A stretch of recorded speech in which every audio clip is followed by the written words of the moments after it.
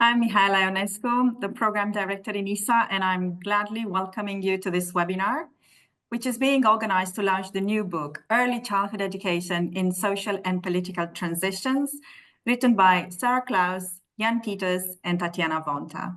The book is published by Bloomsbury Academic. Thanks to the funding of Open Society Foundation, the book is available open access and can be downloaded for free. You can find the link that you can use to download the book in the chat that my colleagues will certainly share with you in a second. ISSA is very pleased to organize this webinar together with our co-host, Georgetown University's Center for Child and Human Development. The webinar draws insights from the step-by-step program, one of the largest ever investments in early childhood education, which are valuable today as we think how to create a better and more inclusive society. The step-by-step program is relevant to both ISSA and the Georgetown University. Georgetown University was a partner of the Open Society Foundation when they launched the step-by-step program in 1994, and ISSA was established in 1999 as a result of the step-by-step program. This year is the 30th anniversary of the launch of the step-by-step program and the 25th anniversary of the establishment of ISSA. We are excited this book is published in this year to contribute to our common celebrations. Now, some logistics for the meeting. We invite you to share your name and organization in the chat box so we know who is with us today. Please also share if you have questions in the chat box throughout the webinar, and we will take some time at the end to respond to those. Now, I would like to introduce Phyllis Magrab, who will moderate this session. Phyllis is a well-known pediatric psychologist. She's the professor of pediatrics and formerly directed Georgetown University's Center for Child and Human Development. She currently leads the Georgetown Collaborative for Research and Education to Advance Children's Health and holds the position of UNESCO Chair. Without further ado, over to you, Phyllis.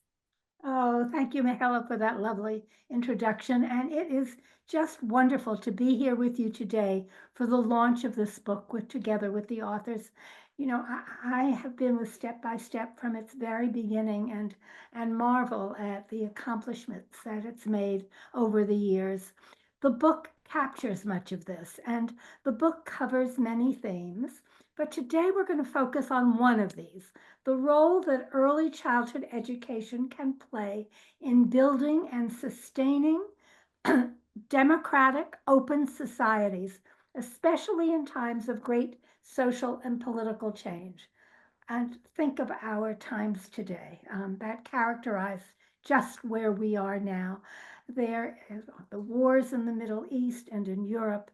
There's the impact of climate change, the advent of things like AI, and maybe even more significant, the fact that there are so many governments that have become increasingly autocratic.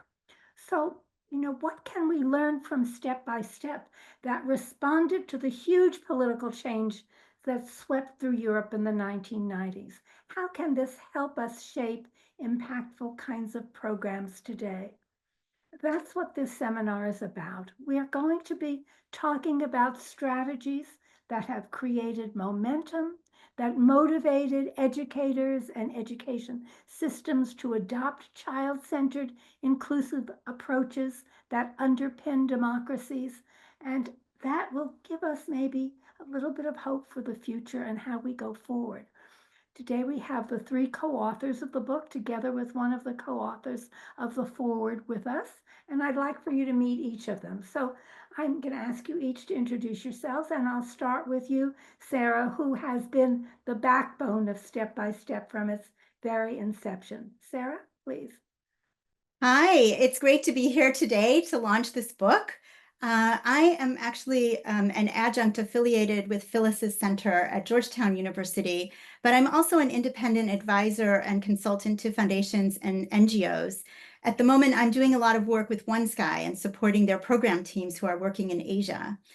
I was really fortunate to work with Open Society Foundations throughout the 26 years that it was investing in early childhood programming. And for many of those years, I was the director. I also helped to establish ISSA and served as its first director. So Step by Step has been a really huge part of my professional life, and working with Jan and Tatjana to interview so many people who were involved in the program and then writing the book together to share the insights that we learned from those interviews has been an enormously meaningful project. I'm really excited to share some of that with you today. Thanks, Sarah. Jan, how about you? A word?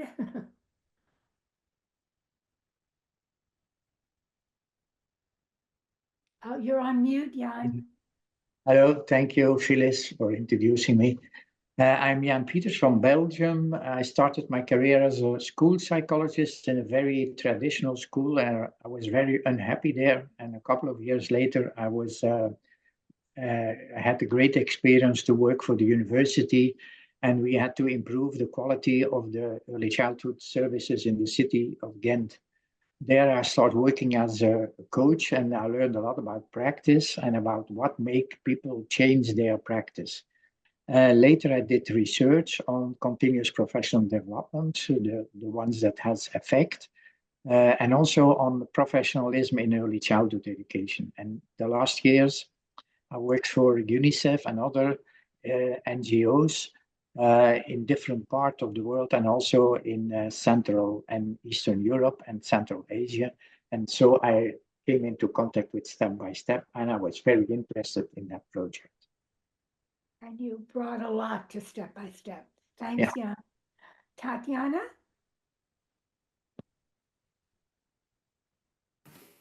Hello, everyone. I'm Tatjana Vonta from Slovenia. I was a senior researcher at the Educational Research Institute and head of the step-by-step program in Slovenia until my retirement. Parallel to this, I have been teaching future teachers and master degree students at Faculty of Education in University of Primorska.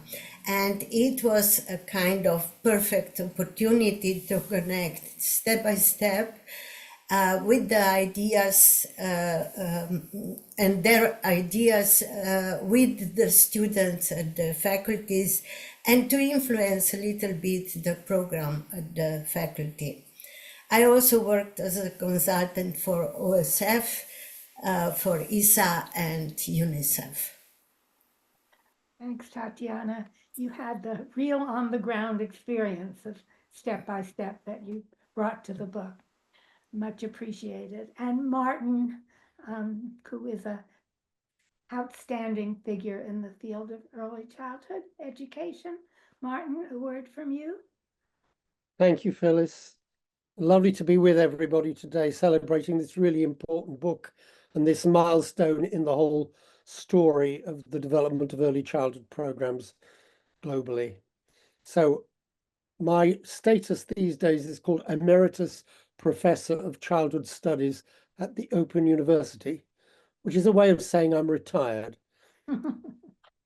More significantly, I began working in early childhood 50 years ago when I began working on a small project evaluating nursery schools in the UK. So 50 years on, I have a lot of experience of doing research on early childhood, as well as a lot of other themes related to children.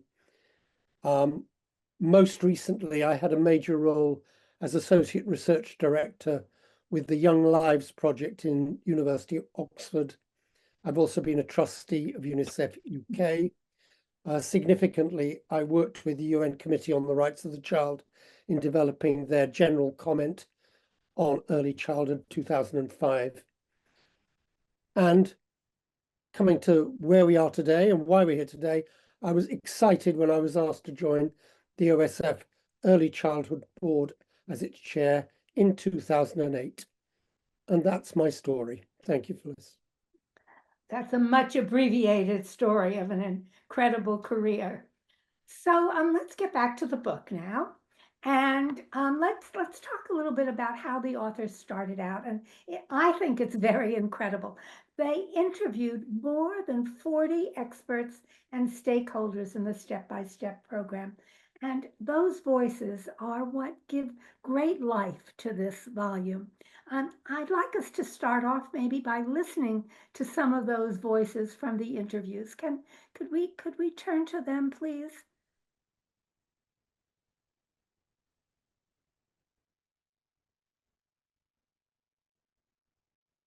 Here we go.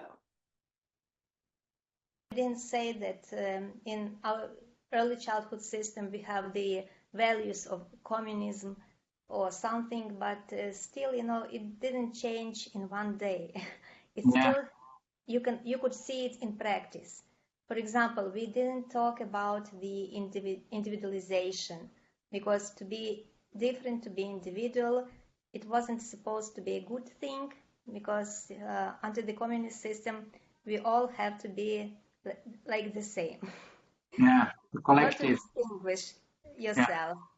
We didn't talk about choice, choice, it was something, why to talk about the choice? Everyone has to be obedient, to listen to what adults would tell, and many other things. I didn't say that. Again, education was always a very strategic part as a post-conflict country, as a country which is going through the transition, as a country which is not necessarily very democratic, even though there are some institutions exist and legislation exists. You have to have a very good entry point. An entry point is always education.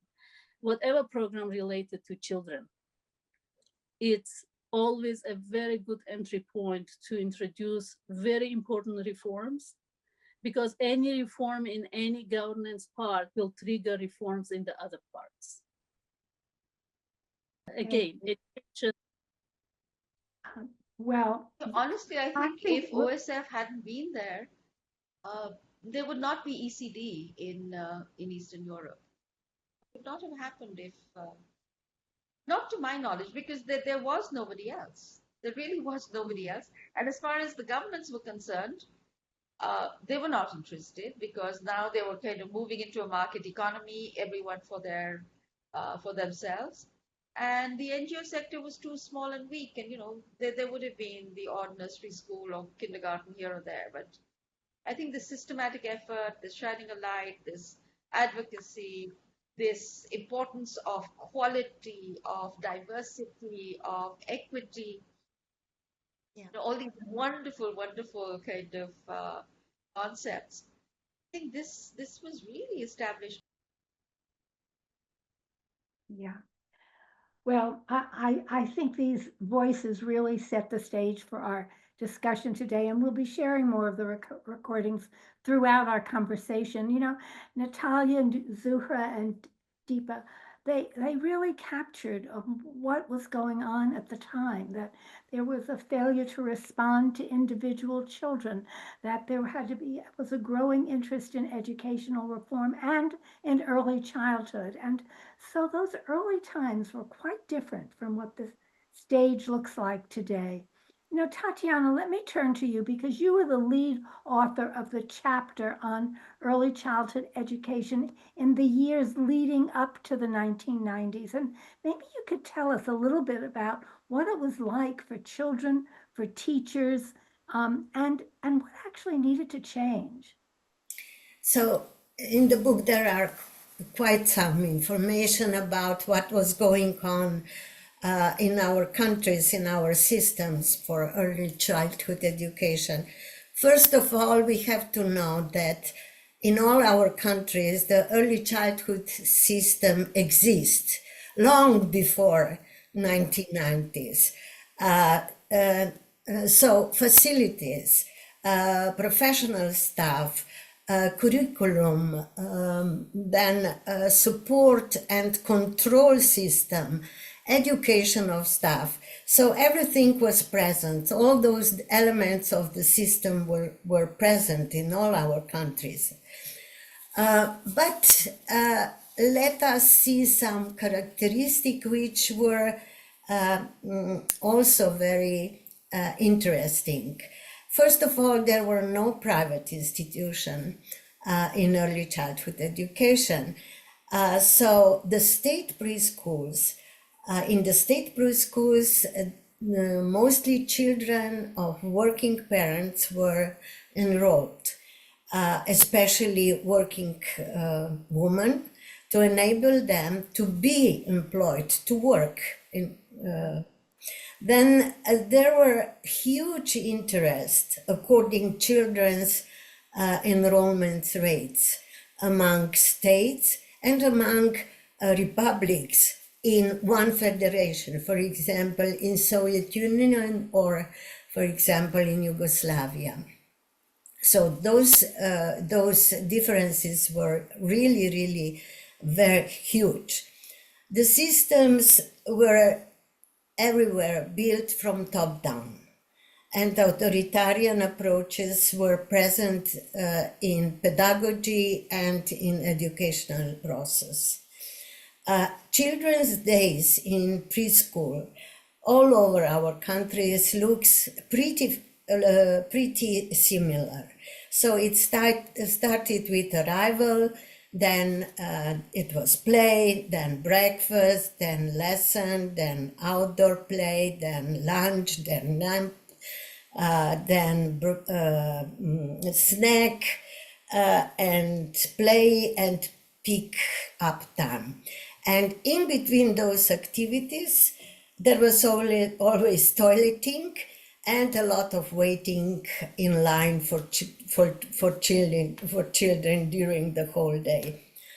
The most important activity during the day was the lesson time, when teacher tried to teach children what was according to the curriculum or educational program in the country. Children usually sit at the chairs around the teacher or in front of the teacher, and in fact they listen to teacher, they answer to the questions, they did the things that the teacher or adults asked of them.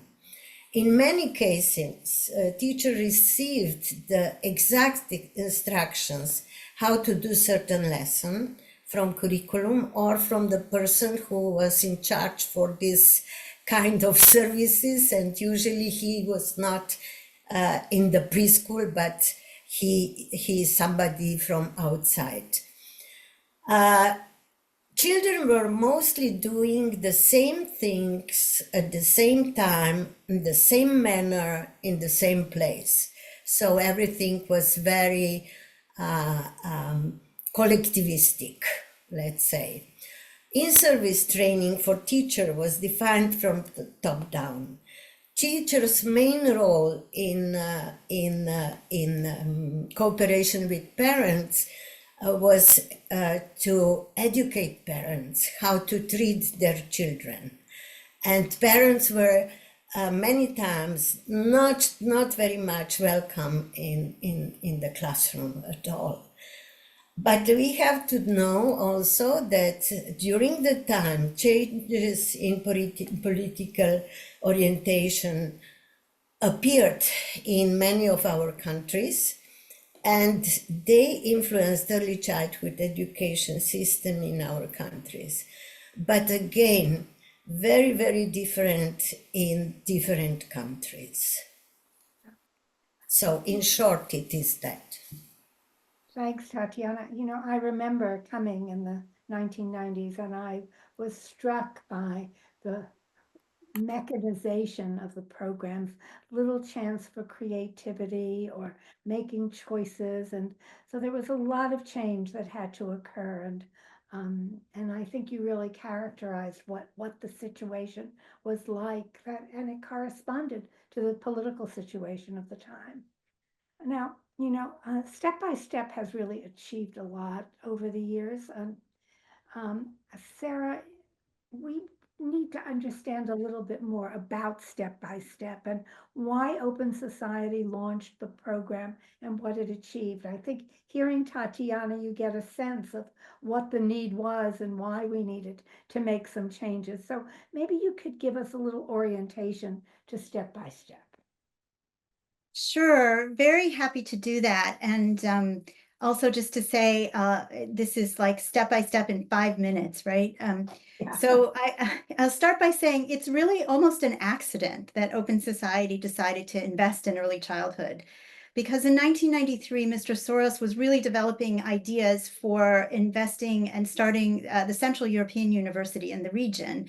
And he met Dr. Fraser Mustard, a Canadian physician. Now, Dr. Mustard convinced Mr. Soros that to build open societies, he had to be investing in 2-year-olds, not only in 22-year-olds. And so Mr. Soros returned from that trip and he tasked Elizabeth Laurent, who was at the Open Society, with creating a program. She reached out to Phyllis and the team at Georgetown University, and together they came up with this idea for the step-by-step program. So Tatjana, I think, explained well that the countries in the region had these huge early childhood systems, but it's also true that they suffered from many years of underinvestment. And by the 1990s, many preschools were actually closing down. So these systems were very extensive, but they did also have really well-educated staff who were using outdated teacher-centered approaches that we heard about. Open Society decided to reinvigorate the system by introducing democratic, child-centered approaches, but also at the same time renovating and equipping preschools. It came at a really good time. Parents were really interested in obtaining a different kind of education for their children, one that would prepare them for the new societies. One interviewee referred to this as a kind of magic time, just to give you an idea of what it was like. Open Society in those years had a network of independent national foundations, one in every country in Central Eastern Europe, and 15 countries decided they would join the program in the first year. Agreements were signed between every national foundation and Ministry of Education, and each of the national foundations selected these absolutely wonderful people to run the program. At the same time, on the other side of the ocean, the team at Georgetown was putting together a preschool methodology that was flexible enough that it could really be adapted by each country. And they drew on the ideas of Piaget, on the Belarusian Vygotsky, on the American democratic educator John Dewey. But really, the whole thing was underpinned by the US Head Start program, which at its core is an absolutely inclusive program, but it's also a program that really puts parents first and focuses a lot on parent engagement and on services for parents as well. And this was really a new idea in the region because parents had been largely excluded from programs. The teams from the region visited the US for training, and each team was matched with 2 superstar Head Start trainers. And these relationships continued for years and years and years, with the US trainers going over into the countries over many years and forming very close relationships with their counterparts. The program started kind of humbly in 5 to 10 state preschools in each country, and it was immediately successful. After just a few months, there was demand to extend the program to more classrooms, to more kindergartens, and by the end of the first year, there was a demand to extend the program into primary schools. Step by Step made a huge effort starting from the early years to reach Roma communities and also to include children with disabilities as soon as we could, as the classrooms were starting to become child-centered. One special strand of work focused on introducing child-centered approaches in teacher training systems in universities. And through this initiative, which we called the Higher Ed Initiative, the program developed 9 semester-length courses and trained nearly 2,000 professors from 500 institutions across the region. Over the years, more and more countries joined the program. Open Society formed relationships with the World Bank, USAID, UNICEF, and many other organizations on specific projects related to Step by Step. I think another really turning point in the program was in 1998. It was the year that Open Society decided it would, we called it spin off the program, the entire program from the Open Society Foundation to sustain it. And that meant that Open Society helped every single program team establish an NGO in their country. And immediately, these NGOs established the International Step-by-Step Association, which has grown into the organization that we know today, which is not just in Eastern Europe, but which spans across all of Eastern and Western Europe and Eurasia as well. And I wanted to give you an idea of the scale of the program. So at the 10th anniversary of the program, we did a survey and calculated that the program had trained 220,000 preschool and primary school teachers, that it had reached thousands, millions of children actually. And in all of the countries where the program was implemented, the preschool methodology had been accepted as an alternative to the state curriculum. Additionally, I would say that in a quieter way, many new education laws and policies had kind of embraced some of the new ideas. But finally, I'd like to add really how exciting it was to be involved in this project. You know, for those of us who were working on it, it was one of the most amazing professional experiences of our lives. It wasn't a job, really. There was this huge energy to the program, and we had this slogan, "Who says we can't change the world?" which isn't very humble, but we really tried to approach every problem with how do we look for a solution.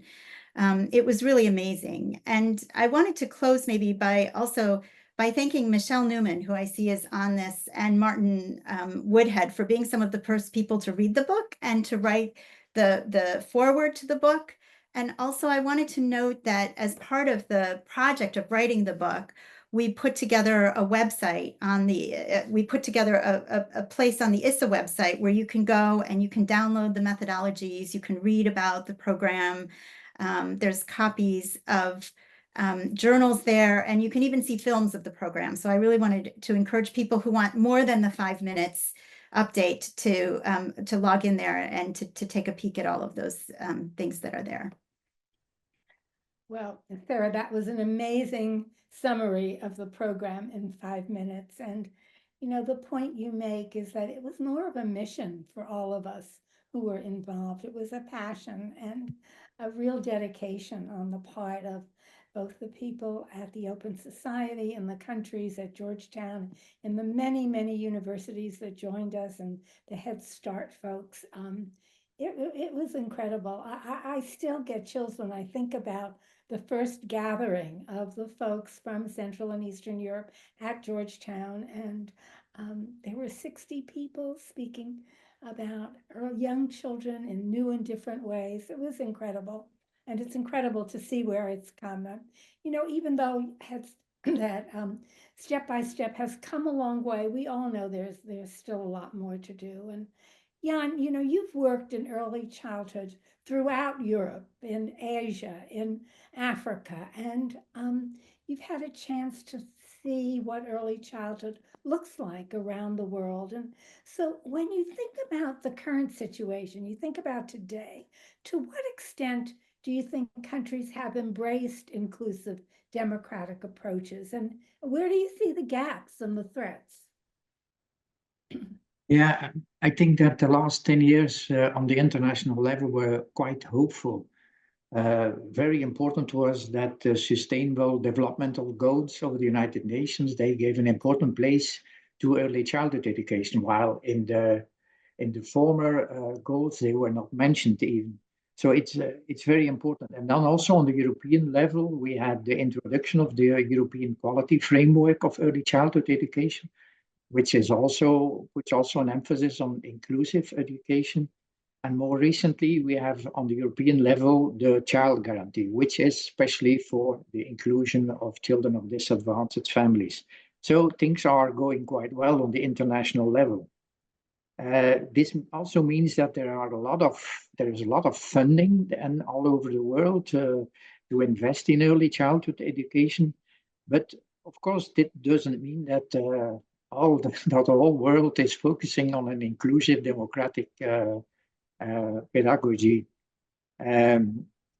It's so that it's not really taken for granted. And what we see is, if you go to different countries, you see that on the one hand, a lot of the ministries have written down very interesting policy documents, and in those policy documents they focus on inclusive education, but when you go to practice, then you see that it's not implemented. Some governments think that when you write good policy documents that it's automatically be implemented, but that's not the case. And in the good examples that I've seen, they have always followed a program of training, of support, of pedagogical support, and they come then to an inclusive democratic approach. But that's really necessary. And the most, the example that's the most important I saw was step by step, because there you see that it was on a very large scale in comparison to other projects which are much smaller. And I saw in Eastern Europe and in Central Asia how it was really implemented on such a large scale that it had a real impact. And I think for the moment, with all the more authoritarian parties that are coming to power all over the world, that it's so important that we learn from what the step-by-step project has taught us, so that we can use it again, and that we can that the younger generation, that they have to have a lot of good information about step by step, so that they can use it and go again for a more democratic, inclusive pedagogy. You know, those are such important observations, Jan. And, you know, as we turn to the key question for today, it really is about what motivates teachers and systems to change and to adopt more democratic practices. And how to step by step do this? And what lessons does this offer us for the challenges that you just highlighted today in Europe and beyond? So I thought it might be another good point to listen to some more of the interviews and give us some new voices. What was also important, like in these pilot programs, that you discover also where is no way or path, you know, how to continue. So it was also important.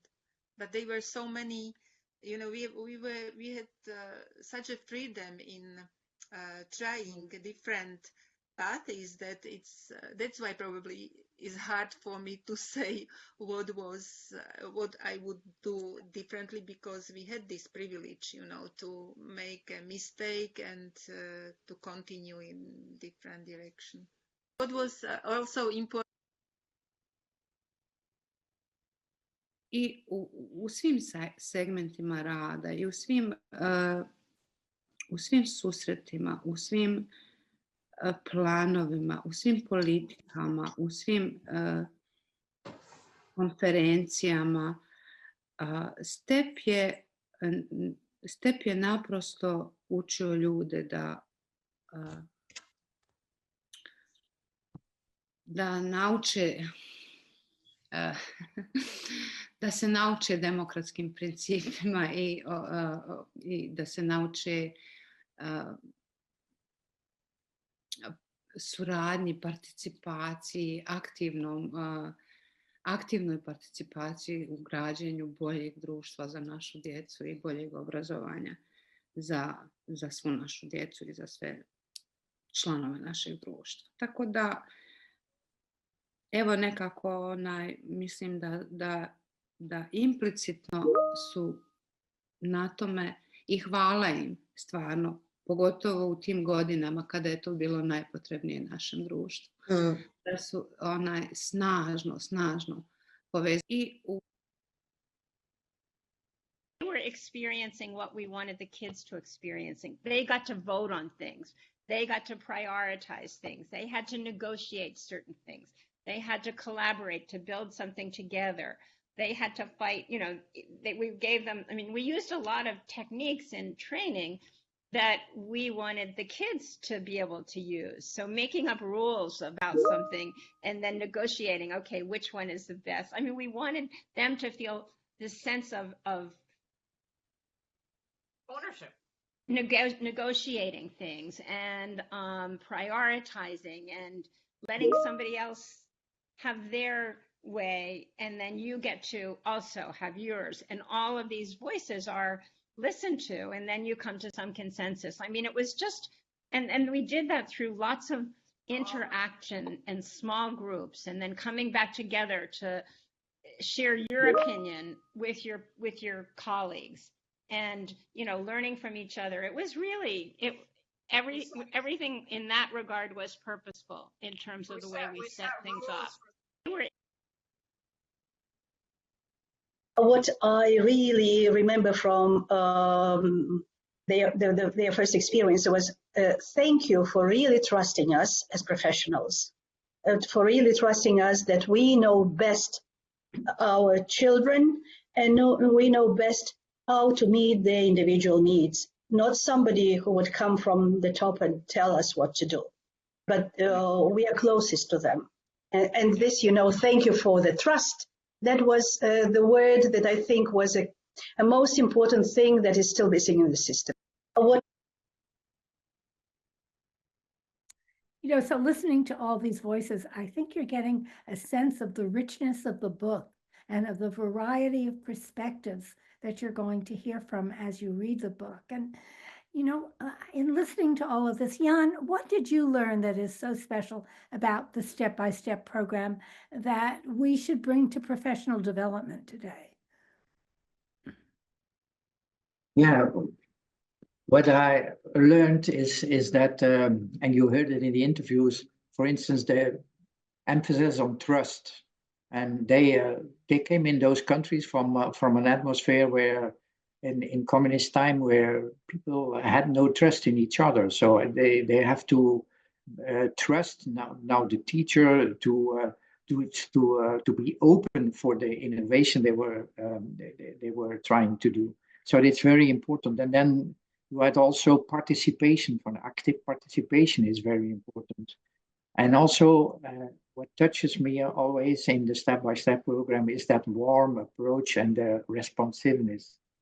And I think we can learn a lot about that warm approach, but that warm approach was also combined with a high level of expertise. And that was thanks to the trainers who were working in the Head Start program. They brought a lot of expertise with them. And that made that combination between that warm approach, between investing in trust and the expertise gave a lot of very good results from the step-by-step approach. And then another lesson we can draw is the importance of openness and flexibility of the pedagogical coaches and trainers. And some of them saying it in a very nice words, they say, we get the space to make mistakes. And we have space to reflect on daily practice. And that was very important. And it gave them an ownership. And we know how important ownership is of innovation. If people have no ownership, then the innovation is not sustainable. And when the training are stopping, then it will disappear. I know it also from my personal experience. Yeah. And also what we can learn is that how the implementation of the step-by-step program was so well organized. The continuous professional development was organized by NGOs and by in-service trainings, and they received continuous training from step-by-step. But another thing that is very interesting, I think, for other countries is the model sites.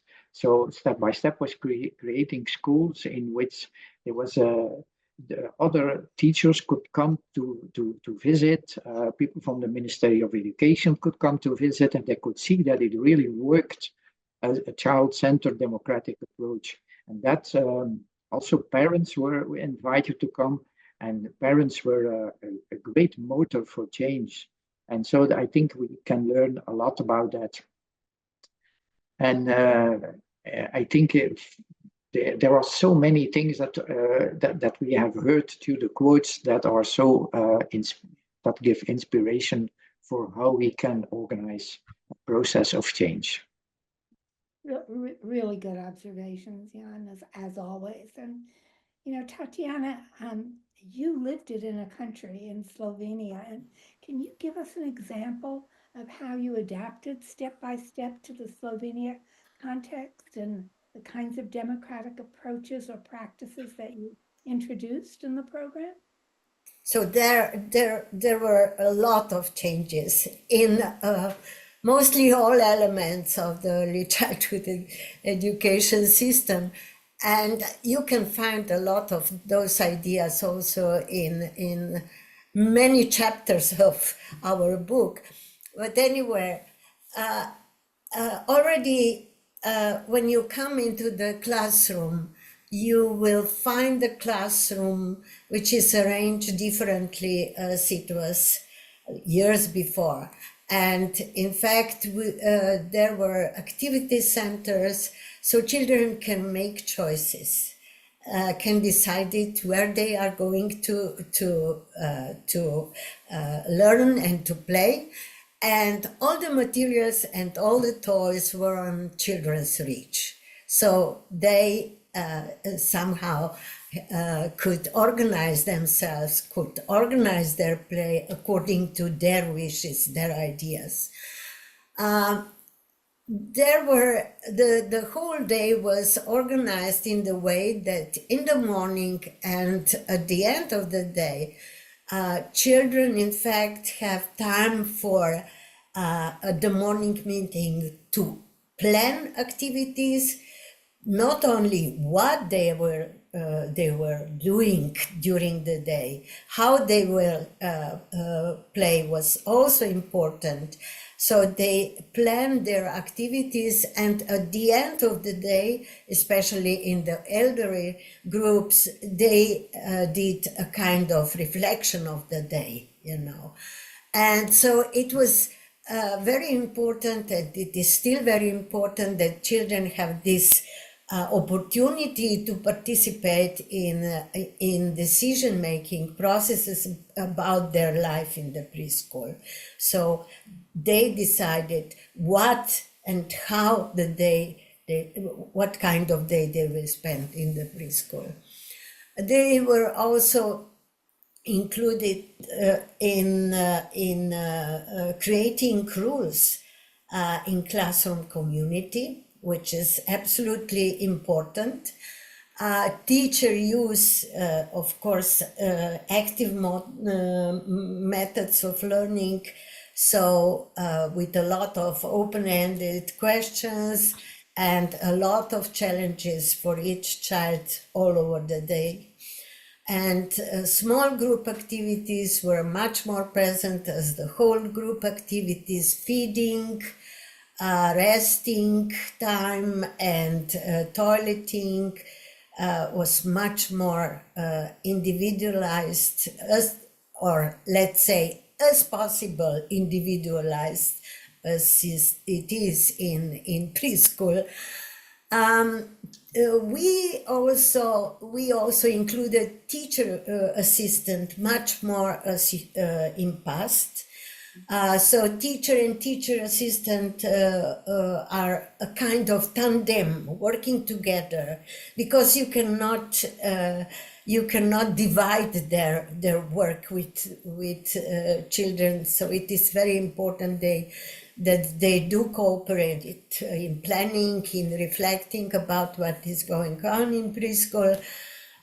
They observed each child and share evidence about child's development with parents and among themselves, and in order to plan activities which will support children's development. There was a wide range of activities and opportunities for parents to be heard and in touch with teachers, in touch with other parents, in touch with other children also. In-service training is organized absolutely different as before. So in tune with professional needs, with a huge appreciation of participants' experiences and ideas. And we often put in the same training not only teachers, but also teacher assistants and the director of the school, because it means that they will all understand what we wanted to achieve. And continuous professional development was assured through national network, and in other countries through maybe NGO and through ISSA. And it is also very important that ISSA's instruments and resource pack helped teachers in improving quality and of course in creating very strong learning communities. And finally, we have to say that children with special needs were welcome in our classrooms, regular classrooms. Roma children were involved in our classrooms, and also minority children. So we somehow developed the conditions that they feel themselves safe and welcome in our classrooms. Well, a wonderful point to end on. You know, as you're describing this, and I think back to your first remarks at the beginning of our conversation of what things looked like in the 1990s, big differences are. Big differences, yeah, definitely. Yeah. And also the fact that you focused on teachers and their important role in creating change and creating the right kinds of classrooms. And you know, the other thing about Step by Step that I have always thought is one of its greatest strengths is that it operated at all different levels in the education system and worked with all different kinds of actors, from teachers to policymakers to administrators. And I think that was a really deep strength of the program.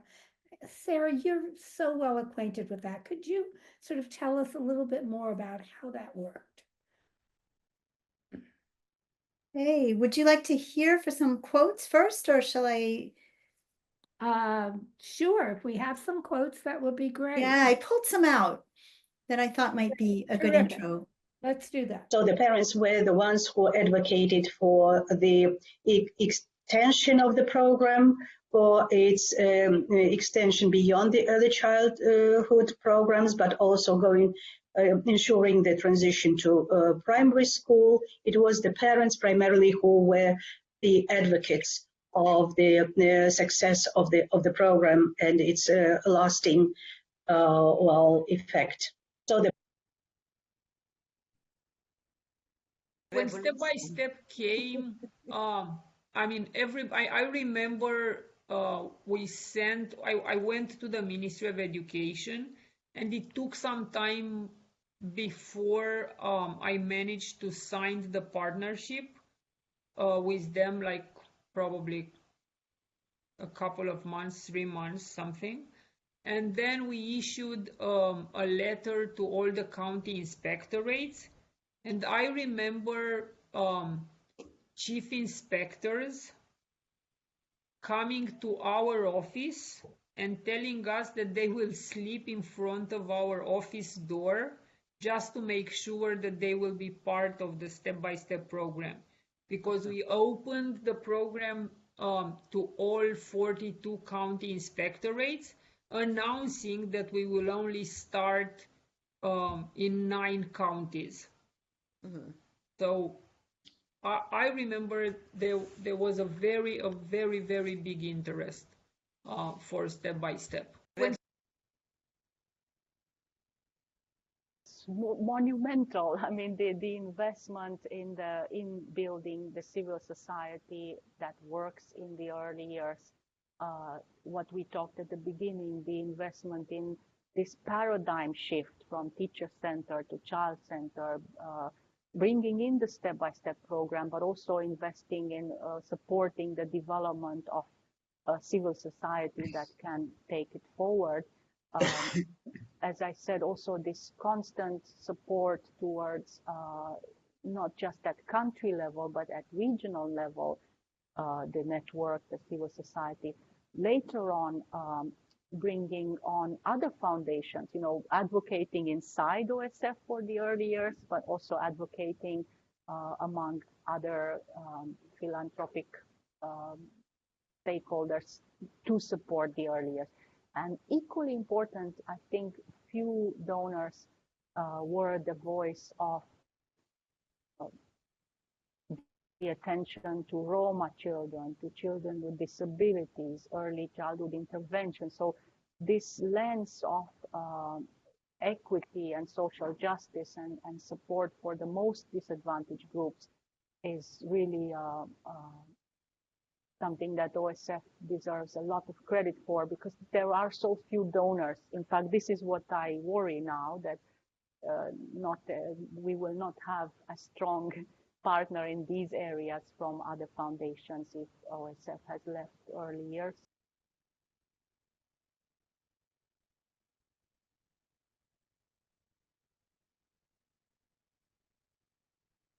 Great. Sarah, now maybe want to add your thoughts?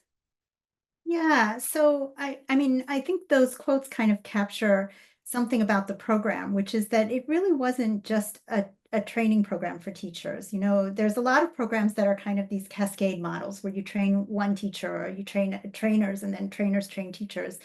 But the program really got involved at every level of the system. So it promoted democracy towards children by supporting their agency, their personality, their creativity, but also by trying to build in children the skills they need to be successful in a democratic environment. So skills like critical thinking or making choices or taking responsibility.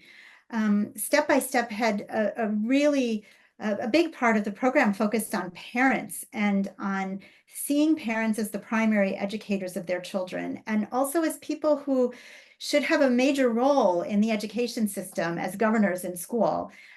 Parents were also invited into classrooms, as Tatjana mentioned. So the idea that, you know, parents had been left out often of education establishments. They had to drop their children in the cloakroom, but now they were invited in to be teachers in schools too, or to co-teach or to share something in schools. For teachers, I think the differences were really profound. That Step by Step really gave teachers a lot of autonomy, trust, and ownership. And we heard that in the quotes, how important that was. Cornelia mentioned that. And then I want to say that, you know, I think by setting up national NGOs in every country, Open Society really impacted the ecosystems that support early childhood, not only in each country, but also regionally through ISSA. And, you know, when we interviewed Hiro Yoshikawa, he noted that he thought Step by Step is unusual because it's a different way of looking at scale up. So, you know, the scale up happened because NGOs kind of catalyzed reform rather than just convincing a government to take on reforms. The university work was broad and it helped anchor some new ideas in the field. And I think a lot of experts from universities also then became members of committees that were working on new policies and standards. But I want to emphasize that none of this was accidental. So over the years, I've come across many projects that pilot a new idea and introduce it to government and then ask government to scale it up. And Step by Step, in a way, built in that acceptance into the initial agreement. So when I mentioned that agreements were signed in the first year of the program, those agreements set out that Open Society and the ministries would work together for 2 years to implement the pilot program as partners. And then at the end of the 2 years following an evaluation, if the program was seen as successful from the evaluation, the ministry was already committing to approve the program as an official alternative that any preschool across the country could use. I think if we were to do this all again, there is one thing I would change in this, which is that I would probably think not only about creating networks of people at universities on a broad scale who are involved in early childhood teacher training, et cetera, but I probably would think about focusing, perhaps establishing some kind of model teacher training program in one university in each of the countries, rather than only focusing broadly on that. But I do think that this kind of layered approach to thinking about change is something that we can take from the program as something to think about when we try to implement programs. And remember not to focus too much just on asking the government to do something, or not relying too much on just on a cascade model of training. You know, I think you made some really salient points. And one thing that stays with me is that step by step was doing two things at the same time. It was creating a kind of an educational model. And as you talk about creating a teacher training center for that, that's great. And on the other hand, it was also creating a shift in thinking and in attitudes and in practice in a very broad way around what child-centered democratic values and inclusiveness mean to creating educational programs. So the strategy was very focused, I guess, in a way, on step by step, but it also had this much broader impact in the system. And I think that that's something that we shouldn't forget as we think about the step-by-step program. As we keep moving along, and I've just somehow my questions dropped off my screen. Jan, could we talk a little bit about ISSA and why, or maybe it's excuse me, Tatjana and Jan, both of you. But Tatjana, why do you think ISSA was established, and why do you think it's important to have the ISSA network today? And then Jan, maybe you can tell us about your first impressions of ISSA and how ISSA then helped form a network and what that network has done. So Tatjana, over to you first to talk a bit about ISSA and its importance. So I have to explain a little bit what was the situation at the time when the ISSA was established, because so many things, so many processes were going on almost parallel at that time. So there was a huge expansion of the step-by-step program on different levels. For infant and toddlers, we started.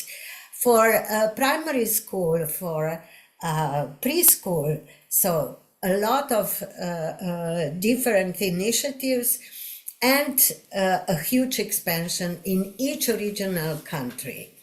At the same time, the process of independence of the step-by-step program from OSF started. Process of step-by-step and centers or programs, national programs, they established the NGOs in their countries. So this process just started. New foundations, few foundations, national foundation offices started to be to close their offices and their activities in the countries. Few new countries started with the step-by-step program. So very different processes at the same time. So our let's say needs and our ideas, what do we need in future and what kind of support we need, was pretty difficult and pretty different. It was, in fact, also true that from past, we somehow remember that we received a lot of technical and professional support.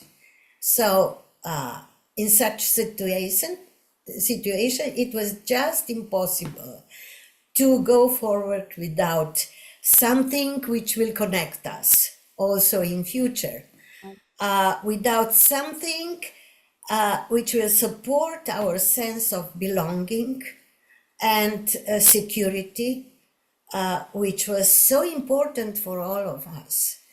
And we shared these ideas and our wishes and our concerns with the OSF, and OSF listened to us at that time, and we established ISSA. So it helped us in being sustainable for so many years. So it was very, very important decision in the life of the step-by-step program that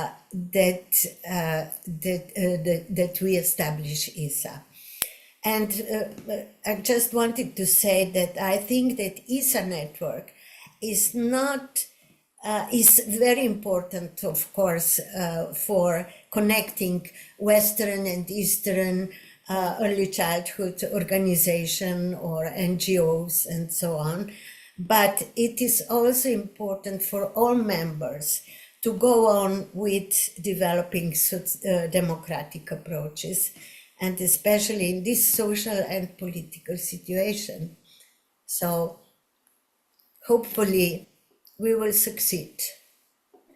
Well, you know, you speak of ISSA from an insider perspective as a country that has benefited from it from a step-by-step perspective. And Jan, you see it from a more external perspective. So your impressions are really will be important as a kind of a contrast. Yeah. Yeah, the first time I got into contact with Step by Step was in 2004, and it was a very important year because at that time many Eastern European countries joined the European Union, and there was a conference in Yerevan, and I was there as a representative of a Western European network. And what impressed me a lot in that conference was the connectedness of the Step by Step people of ISSA. I had the feeling that it was not a group of professionals, but it was more a big family. There was a very nice atmosphere, and in the evening, people were singing, and so it was really a great. I was very impressed. Later, I was a member of the board of ISSA, and then there was the moment that ISSA wanted to move from Budapest because of political situation there to the Netherlands. And then the team and the board decided to open ISSA for people from an organization, from Western Europe. And my organization was one of the first to become a Western European member, but then it came very fast, and now there are a lot of organizations from Western Europe that are a member of ISSA. And ISSA is now the organization of early childhood education that is represented in the working group of the European Commission, in UNESCO, and other international organizations.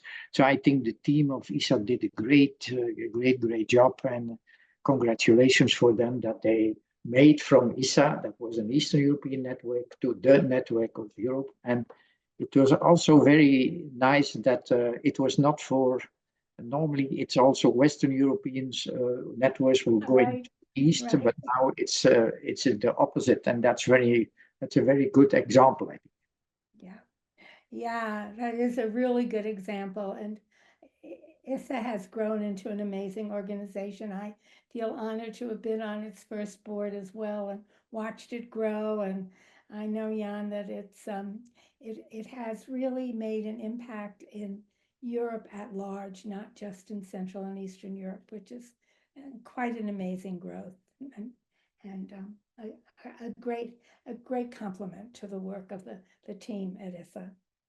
Martin, I'd like to turn now to you. You've been a leader in the field of early childhood for decades, and during the last 10 years of your career, you, as you said before, were on the board of the Open Society Early Childhood Program. You chaired it. It was wonderful for me to be on the board with you at that time, and we are really honored to have you with us here today. I'm so eager to hear your thoughts and the lessons you take from Step by Step and from this book, and what kind of role a program like this can have in the field of early childhood today. Your voice is a really important one. So over to you. Thank you, Phyllis. Thank you, Sarah. Thank you, Tatjana. Thank you, Jan. Thank you, everybody. And thank you for inviting me. I do indeed have a very long perspective on all of this. It's what, 10 years since, no, more than 10 years since I joined the board of the early childhood program as its chair. And it's quite a few years since I left it. So I've just had quite a lot of time to kind of think about where this all fits. And I thought I was so delighted to write the foreword to the book because I wanted with Michelle Newman to just offer some kind of bigger perspective on the significance of this initiative in terms of its place in the story of the development of early childhood programs and development of democracies and changes in society's conditions and all of that. I was pleased to do that. But what I want to try and do in this few moments I've got is, I thought, well, I don't want to say more things about ISSA. We all know the many wonderful features it has, the challenges it's faced, the extraordinary people who've worked with this initiative and made it work. I thought I'd try and offer a slightly longer term perspective, a little bit of a personal perspective about when I joined the board of the Early Childhood Program in 2008. Where was I coming from and how my ideas had grown? Because it has to be said, when I came across this exciting new initiative, it was fairly new to me, and I was excited by it because I thought what the step-by-step program, ISSA, the Early Childhood Program, George Soros's amazing initiative, what that meant was a real commitment, not just to young children, to high-quality programs, but to the idea that investing in children's families, communities could be a way towards greater democracy, more inclusive societies, more building human rights and social justice, and all those core values that we don't usually think of as being about small children, but they are at the center of what it means to respect and care for and build the lives of small children. I came to all of this, you'll appreciate, a long time ago, and I just very, very briefly want to say how my beliefs about what matters in this field of work grew. I began by doing an evaluation study of nursery programs in the UK, and later I looked closely at the US programs, Head Start and so on. What I learned from that was that there was a strong impetus towards the idea of, yes, of course, we want to show that it's important to invest in young children, important to have high quality programs, but there was a strong tendency for people to want to say, my program's better than your program. I can show better, better results from the investment I've put in the particular kind of early childhood program I've developed in XYZ community, wherever it was in the world. And I've got the evidence to show it. And I was all a bit suspicious of that.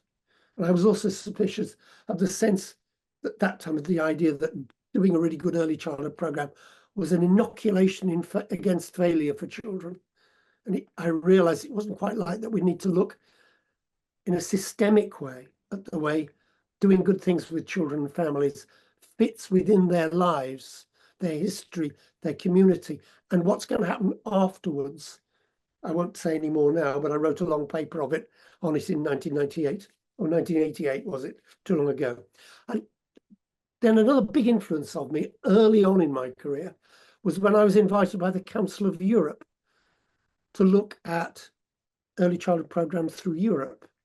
And I went to meetings in Strasbourg, where I met the chief inspectrice for École Maternelle in France, and learned all about the most amazing, very comprehensive École Maternelle system, which of course the inspectrice was insistent was the very best quality program possible.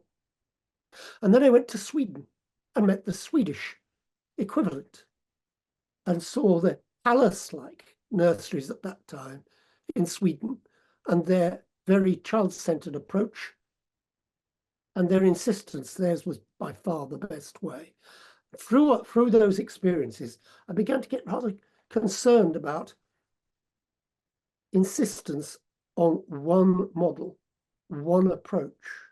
And that was reinforced then when I worked with Bernard Van Leer Foundation, did a study with Bernard Van Leer on programs in India, in Kenya, in Venezuela, in France, emphasized even more strongly for me, particularly this worry about the insistence that it was possible, especially coming from research models coming from the Western world, to say that one particular approach was the most appropriate, the most developmentally appropriate was the language used at that time. And this is, again, a long time ago. I got very concerned that we need to start talking about what's contextually appropriate, what fits within the pathways of a community that makes sense for them, that is respectful, of course, respectful of human development values, of children's rights, but does not say there's a one program fits all. And so moving on then, when I joined the Early Childhood Board of the Open Society Founders, I was excited by this sense that, as we've heard today, from contributors today, the lady from Bratislava, in that comment, there is no one path. And another person spoke about appreciating the trust that came. And that for me is all about a feature of this work, which is to say, it is based on, yes, very strong principles of early childhood, of learning, of teaching, of working with children communities, but it's very much embedded in the lives of the people it's serving, their values, their aspirations, what they want for their children. And that quality and good outcomes is achievable by different routes. Hence, we do things step by step. That's a lovely title for that old program.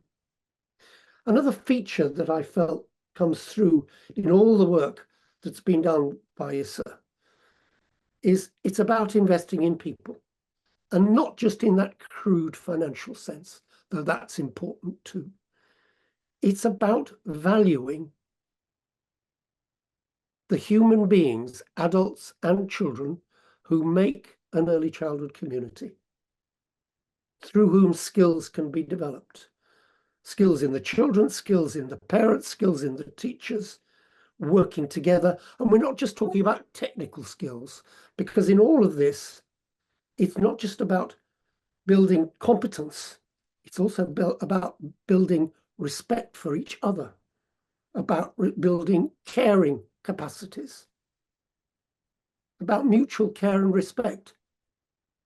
And I'm going to use a word which in the past I never would have used, but it's important to me these days, that this kind of work is also built around love. Love for children, love for each other.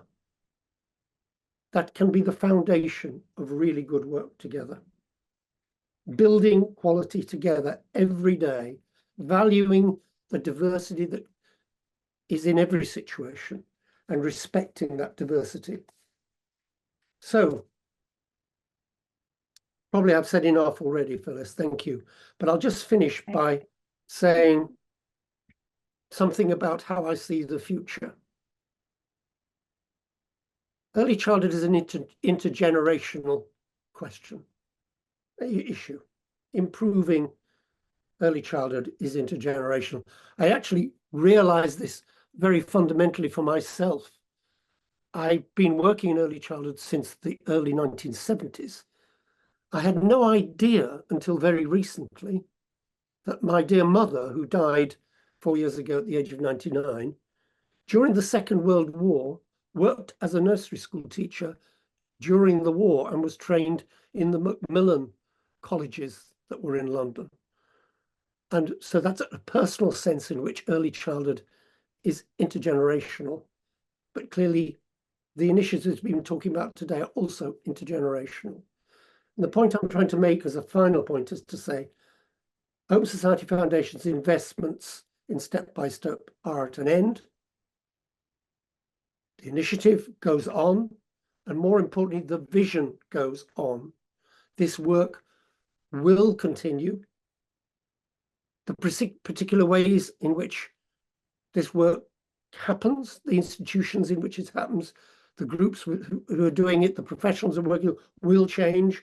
People will move on, people will grow on, but the challenges will be the same. And of course, as everybody knows, we've talked about, they are huge and they're getting worse just now they feel terrible. But we have to hold on to the core values that underlie a program like ISSA. And Sarah reminded me of the famous quote from John Dewey about the core democratic values that inspire this project. That John Dewey wrote, "Democracy has to be born anew every generation, and education is its midwife." In that sense, we celebrate the great work that has gone into this program over these last 30 years. We acknowledge change will happen. We respect that there will be inevitable reinventing of the wheel as new generations will find new ways of doing good things with young children and families and communities in terms of education. Each generation will find its way, and I respect that and celebrate it. Thank you very much. Thank you, Martin, for your wise words. Much appreciated. I'm going to turn to Jan, because Jan, I heard that you had the idea to write this book when you heard Open Society's early childhood program was closing. And we thank you for that. What did you hope to achieve with the book? Yeah, first I want to tell that during my work in Eastern Europe for UNICEF, when I met people that have interesting ideas, people from the Ministry of Education, from universities, there was mostly every time there was a link with the early childhood program of Open Society foundations, or they had gone to the Central European University, or they have worked for step by step. So I feel really fascinated by the fact that that program had such a huge impact. And when Open Society said that they want to close the program, I think I contacted Sarah to say, Sarah, we have to do something about it because it's such an important project, maybe the largest project ever on early childhood education.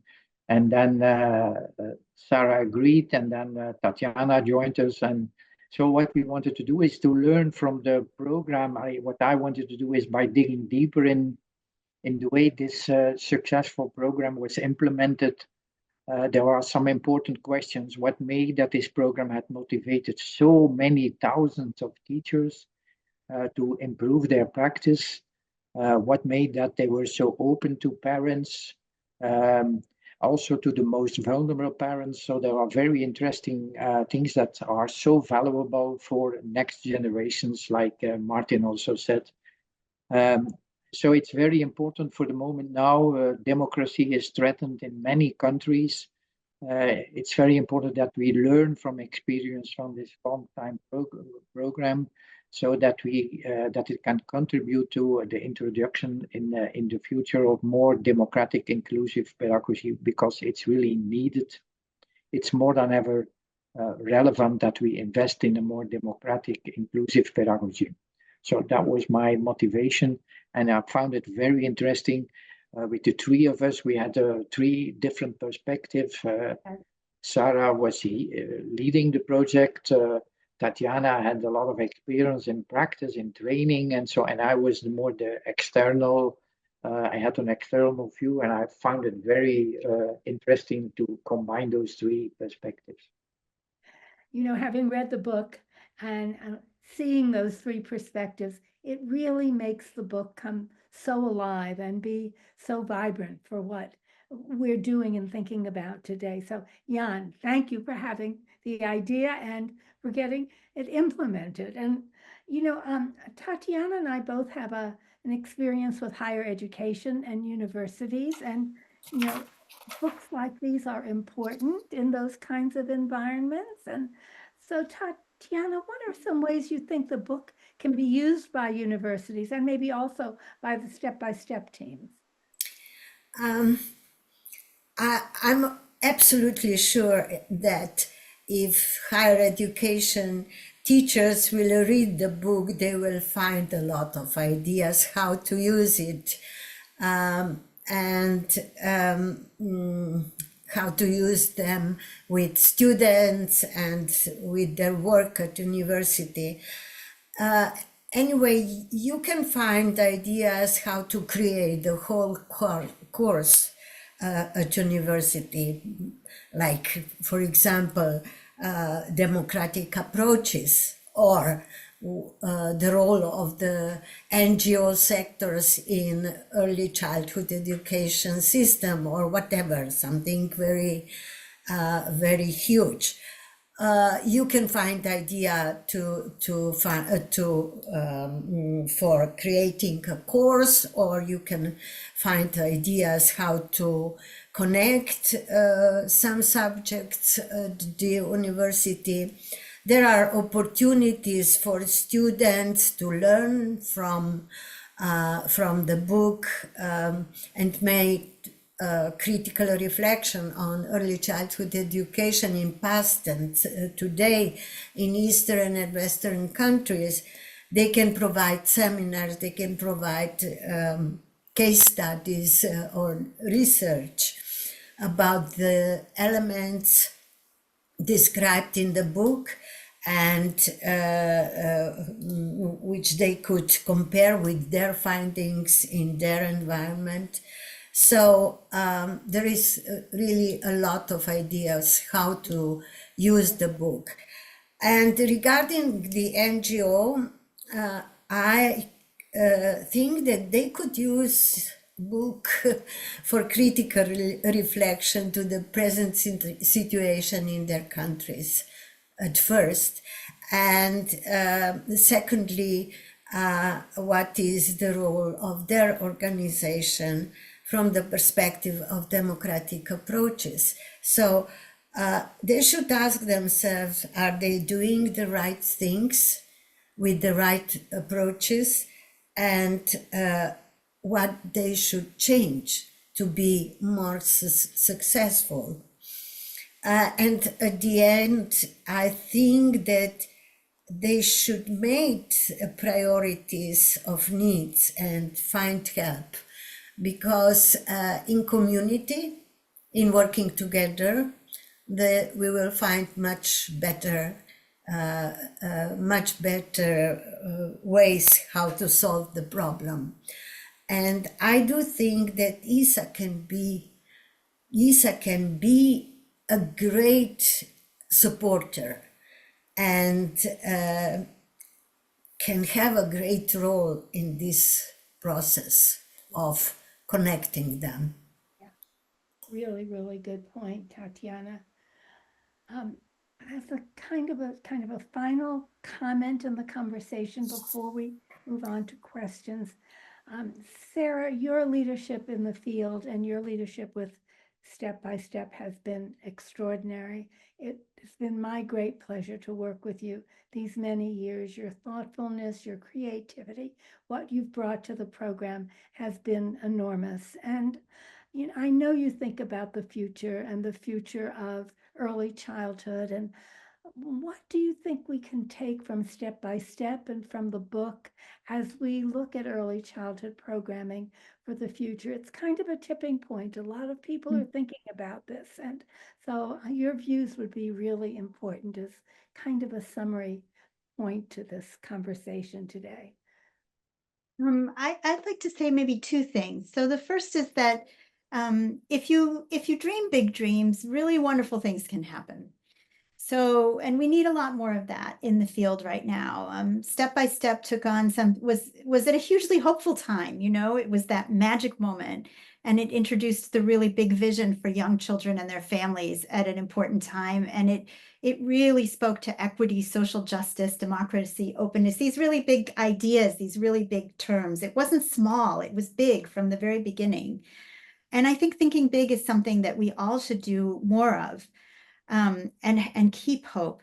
And we are right now living in challenging times, but I think it's really important for me. Step by Step reminds me that we have to think, in addition to thinking about fighting threats to democracy, we also have to build democracy. And I think Martin's comments about focusing on the next generation are really important in that regard. The second thing I wanted to say is it's really important. We have to be very vigilant not to leave anybody behind, not to leave any children behind. And that goes beyond educational strategies. We really need to think about addressing discrimination, poverty, but especially, I would say, in education programs, we can think about discrimination around migrants, minorities, children with special needs, and we have to eliminate structural barriers. And I had a feeling the whole time we were doing the step-by-step program that we made some headway with this, but it still feels unfinished, this work, really. And I'd like to encourage people that are on this call to continue to pick this up. One thing that I think was unique about step-by-step putting these two ideas together is that it was a general education reform program that was also about the inclusion of minorities and children with special needs. So it wasn't just a segmented program that was a reform program only for Roma, inclusion of Roma, or only of children with disabilities, but it looked at the whole system, and it was about thinking about the whole system. And I think that's really important to do, because I think sometimes when we parse out programs into different initiatives, we kind of lose this holistic approach to systemic reform. So I wanted to extend the idea we were talking about before, which is about layers in systems. I think we also need to think about systems conceptually, and to think about holistic early childhood and holistic populations. So I would kind of stop there, maybe.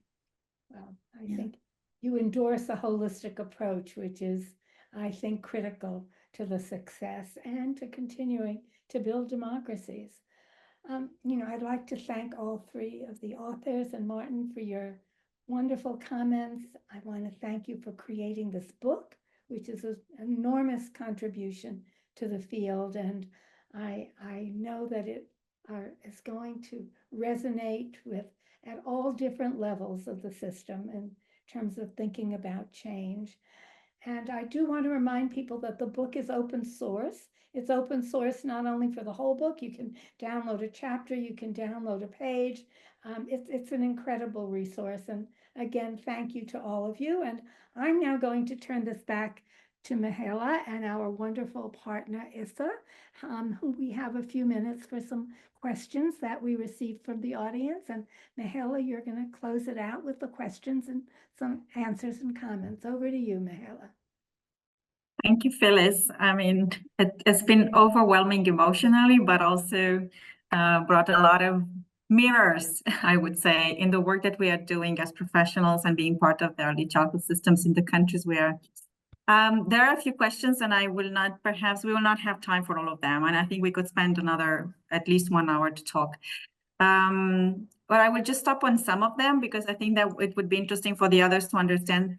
Some are related to the impact, the successfulness of the program, and how it actually fed into outcomes later. And it would be interesting to know first if the remuneration of teachers really mattered, or it was just the same remuneration as for everybody in the system. If there has been any evaluation that would just show how this program, it's easy to be adapted, and also show that the outcomes are lasting even after the early childhood education years, or preschool years. So these are just a package of questions, actually, in terms of what contributed to the success and impact of it. And the other question is just if somebody would just look on how they can get inspired by the book on how to address the current challenges on inclusion and democratic values. It's like where they should look in the book for that. That's another question. Maybe for the first question, I don't know if Tatjana or Sarah would like to come up front and answer. So did the remuneration matter for teachers, those that have been involved in the program?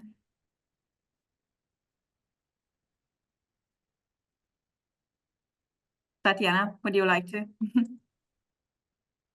Unmute yourself, please.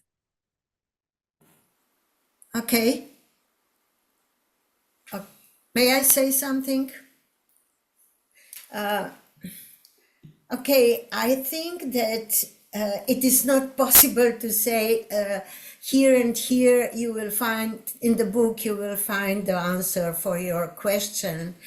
But definitely if you If you read, for example, the chapter 2 and 3, you will find a lot of through 3, 4, of course, 5, 6. You will find a lot of answer to your questions. But as already, we already heard today, additional to the book, there is the whole, how to say, library of materials which you can find at ISSA webpage. And you were, somebody was asking about how to create a democratic approach. So you can find books, you can find a book for teacher and on how to create democratic classroom. So it is, there is a lot of information how to start with this. Anyway, everything was built on rights and democratic values. If you ask me about democratic approach, we have to find the framework around the children's rights and of course values, democratic values. So this is what I can share. And also, you know, I do know that there was quite a lot of evaluations which are also available, evaluations of the program, which is also available at ISSA webpage, I suppose. Yeah, I will invite Sarah actually to say a few words, because I know that there has been an interest in learning about the impact, the effectiveness and impact of the program. So Sarah, please, and how adaptable it has been, and also how much is still alive in many countries already. Yeah, so okay, so I wanted to say that after we wrote the book and we had somebody read it, they told us we needed to write a final chapter where we summed it all up. And so I think the three of us put our heads together and tried to sort of condense a lot of the ideas into the last chapter. So I encourage people that are looking for a shortcut, you could read the last chapter and then go back and read other parts of the book as well. But I wanted to say something, you know, I should have said that there were two things I would do differently. And one is definitely has to do with higher education. The other has to do with evaluation, because in the very first year, Georgetown had planned a really a longitudinal study, and the program, I forgot to say, was only supposed to last 2 years, not 20. And so because there was so much work the first year, we decided, wow, it's only 2 years, you know, we're not going to do this longitudinal study. We'll just put that off.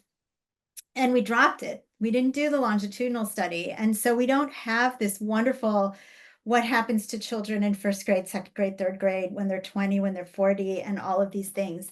But there was one point about 10 years in when Martin did a project for us, and we collected evaluations. And what I would say is that, you know, partly because of this focus on countries and contexts, there were a lot of evaluations that were done by universities and professors and people, governments, ministries in each of the countries.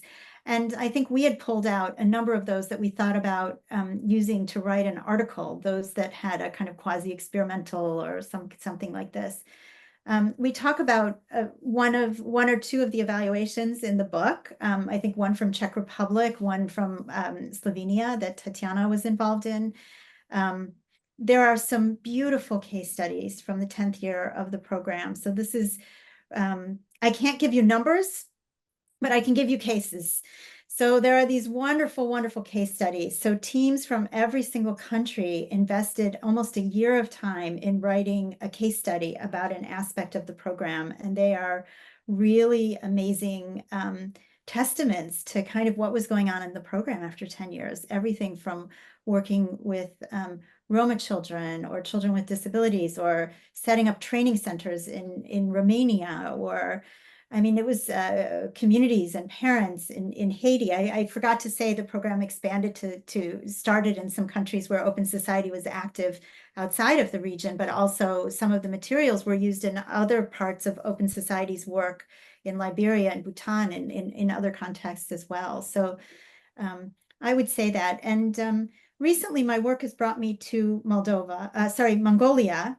I mentioned Asia in one sky. And, you know, I've had a chance there to meet with the NGO, which is still very active and does some work also primarily more with primary schools than with preschools, but it is still a program and a player for democratic values in Mongolia. And it's been really good to reconnect with them through some new work too.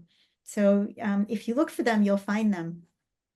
Yeah. Yes, sir. I know that we also have with us actually today, they have been connected, some of the colleagues that are still working in the step-by-step program in their country. So I'm pretty sure that the website that we have, the webpage that we've created also will be a very important source of information for those that would want to learn more about where the program fared and where it sits, and the many resources that have been created by so many people that have been involved across the years. I think we are getting to a close, and before saying the last words, I think that everybody, I think I put somehow in the chat box, I think that it has been an opportunity. This book is bringing us an opportunity to reflect why this program has been so impactful. And if we are, you know, we say sometimes history should not repeat. I think this is one of those histories that should repeat, but we need to be very careful in thinking which part of the story are to be repeated and how this actually would take shape and sense in the many contexts in many countries that, although we are living the same challenges, the context is driving the discourse and the narrative and the thinking of how it can make an impact. I will ask my colleagues just to put the last slides on the screen. And I know that we've been having a lot of thoughts while listening from all of you, and we feel humble for everything that has been shared. These are perhaps the most important takeaways from our discussion, but particularly after reading the book, you may confirm if these are the ones that you would have also thought. We need to have selected, dedicated change agents to run a program. We need to build trust, inclusivity, and respect throughout the program, from top, bottom, and from bottom up, because I think that's what also has happened in the program throughout the years. Ensure program materials are flexible and that adaptation by local program leaders is supported. Target all layers of the early childhood system: parents, communities, classroom, preschools, schools, teacher training institutions, ministries, and work across institution. It's a whole system approach. And I think last but not the least important ingredient, be ready to invest in programs over a long period, because this has been a program that lasted for decades and it still exists. I think the discussion, actually, we would be very happy to continue. We are going to continue it at the ISSA conference in 2024 that will take place in Sofia, where the authors will have parallel sessions on specific topics as part of the topics that have been included in the book. And we will have a panel discussion where you will also be able to hear more from the authors, but also all those that have contributed to this piece of history, but all to the present, and I would say for the future of the early childhood systems, at least in Central Eastern Europe and Central Asia. We look forward to have you with us, but more important is that you should just download and read the book. I think that's the invitation that we are having for all of you. We hope that we have triggered the interest, and not only that you will do it, but you will also invite the others to do it, so that there's so much that we can share in the community of early childhood experts, from practitioners to researchers, from policymakers to experts in civil society organizations. With so much gratefulness for all of you for making this happen and for giving us the opportunity to add to our celebration. We humbly thank you for all the years that have been put in actually writing this book. Thank you, Sarah. Thank you, Jan. Thank you, Tatjana. And thank you, Phyllis, for gracefully moderating, and Martin and Michelle for the beautiful foreword in the book. Goodbye, everyone.